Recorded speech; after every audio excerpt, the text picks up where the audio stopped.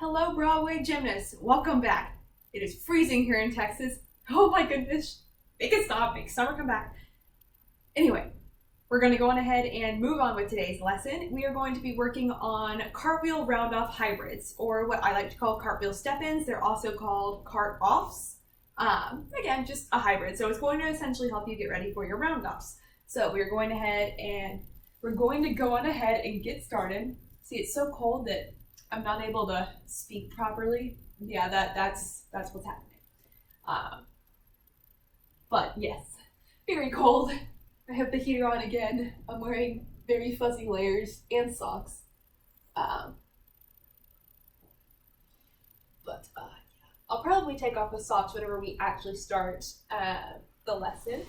But for now, I'm going to keep them on, so whenever I get started with the lesson, my feet won't hurt. Because I need them to warm up. I hope that you guys are staying warm. I went shopping for some more winter layers today because mine are either not weatherproof or not warm enough, or I just need like more layers. So I'll just have I have my hoodies generally, and then like my sweaters, like for instance this, but I don't have a lot of stuff that can go under it. It's thin enough to go under it that's also warm, because there's generally thin things that aren't very warm. So hopefully I can be more warm, because right now I don't think that it's been above 45 degrees today. It makes me sad. It's okay. It's okay.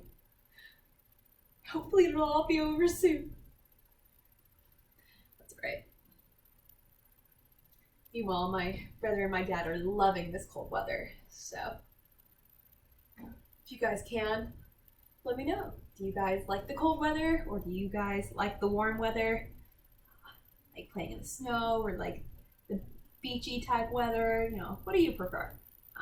Probably be interesting.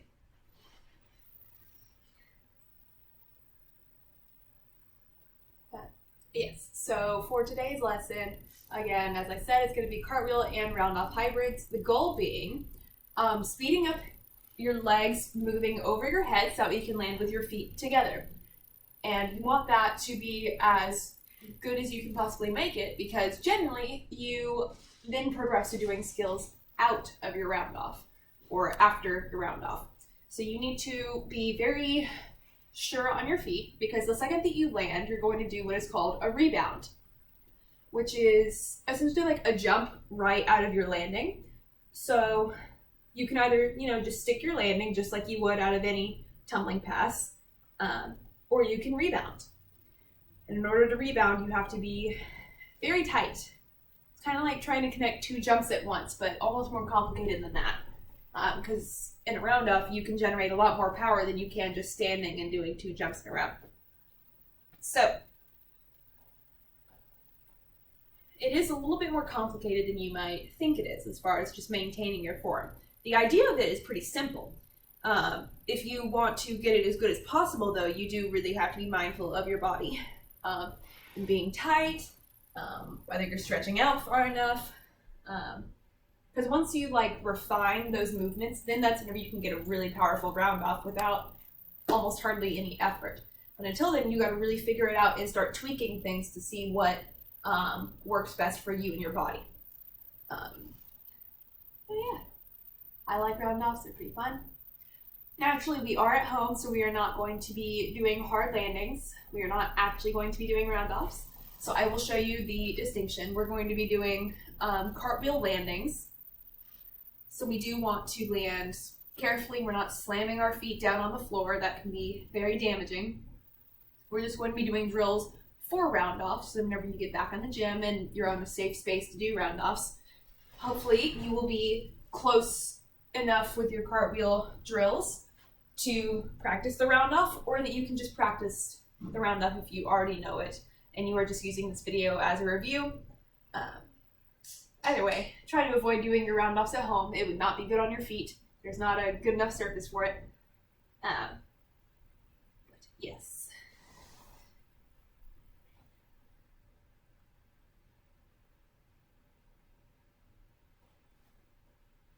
I can feel the heater on my foot. It feels very nice. Also makes me forget that I'm doing a split. And middle.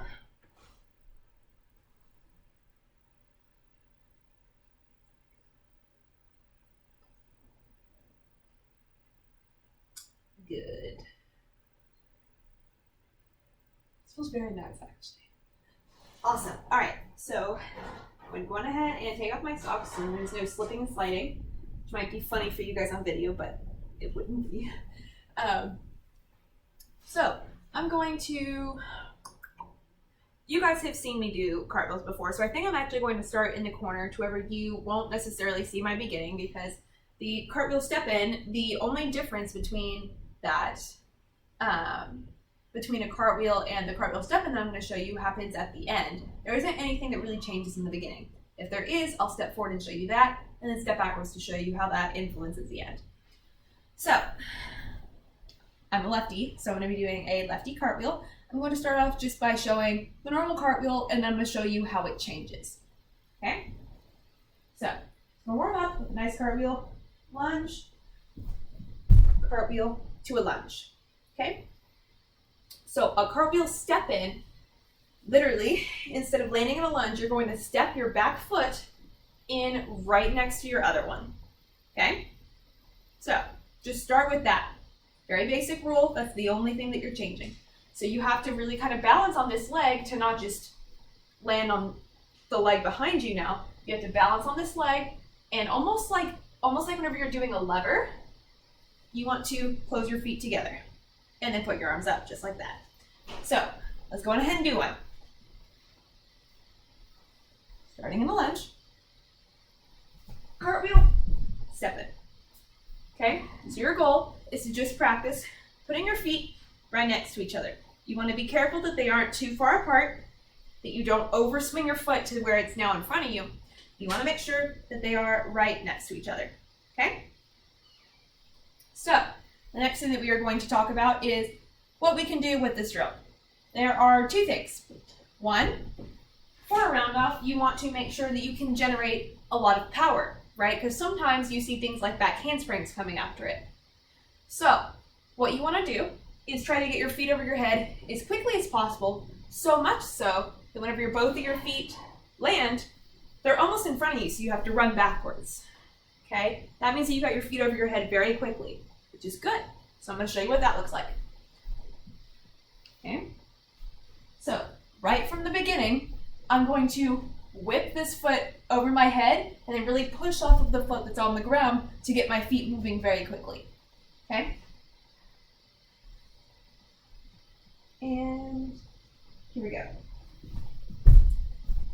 Okay? So you may have also noticed that my hand's on the ground, I pushed off really quickly too. So the whole thing about it is like an explosion of power to make sure that you have backwards movement in case you're doing a backward skill afterwards. You don't want to land a round off or the cartwheel step in like this, because then how are you going to do a backward skill? Right? You'd have to like throw yourself backwards, which doesn't work. So there's that. You can practice getting that momentum in. The next thing that you can do is practice jumping up right afterwards. That's going to imitate your rebound, right? Because again, the goal is not to land, finish, and then do a backward skill or a skill up in the air, right? Your goal is once your feet hit to immediately go into a next one. It's a connecting skill. So you're going to practice that once your feet hit, jump, okay? So here's what that's going to look like.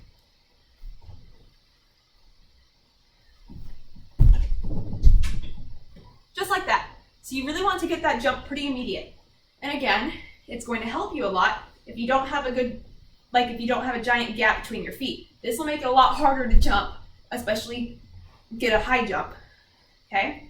You don't want your feet like separated, so you really have to make sure that your feet are close together to get a really good jump.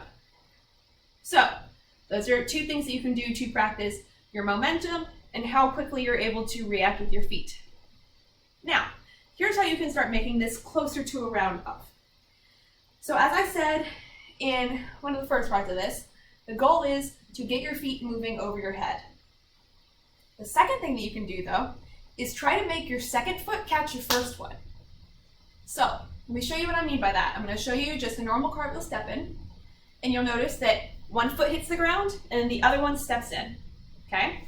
So just focus on that. Okay? Good. So now what I'm going to try to do is speed up the second leg, so then it's not like one foot hits and then this one comes in. What's going to happen now is this one is going to try to play catch up. Okay, so you want to try to get that one moving faster. Almost so that your feet are almost landing at the same time. Almost so. Okay, so I'm going to show you what that looks like. I'm actually going to, I want to show you what it looks like from the beginning so you can really see my foot going quicker. Okay, so I'm actually going to start from this side and then I'll turn around and I'll show you the ending. Okay, starting just from the lunge.